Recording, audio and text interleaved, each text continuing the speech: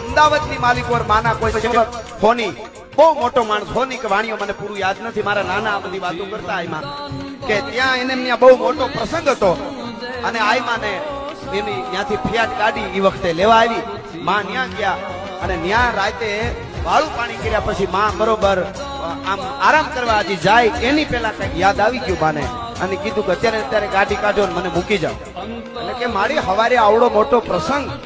અને એના માટે તમને અહીંયા અમે વિનંતી કરી, તમારી પધરામણી કરી માડી, એવડો મોટો પ્રસંગ અને માડી તમે હટાણે શું થયું, કઈ ચિંતા જેવું હોય તો અમે હારે આવી, તમે કયો એમ હોય તો કે ના ચિંતા કોઈ નહીં, કામ હરખનું છે પણ રોકાવું નથી. અને પછી તો માના તો સેવક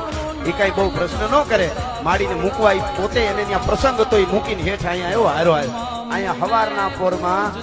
આ કણેરી ગામના દેવી પૂજકની બે દીકરીઓ કાયમ માને દાતણ આપી જતી, એના લગ્ન હતા અને 1 મહિના પહેલા એ દીકરીઓ કઈ ગઈ માડી મારા લગ્નમાં હાજર રહેજો,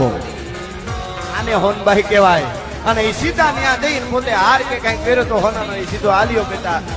મારે થોડુંક આવવામાં મોડું થઈ ગયું, મને માફ કરજો. એ ઓલો એનો સેવક એ પણ મારો દીકરો જ હોય, વાલો જ હોય, માને આ વધારે ની ઓછું નતું, પણ એને ખબર હતી કે એ બહુ મોટો માણસ છે,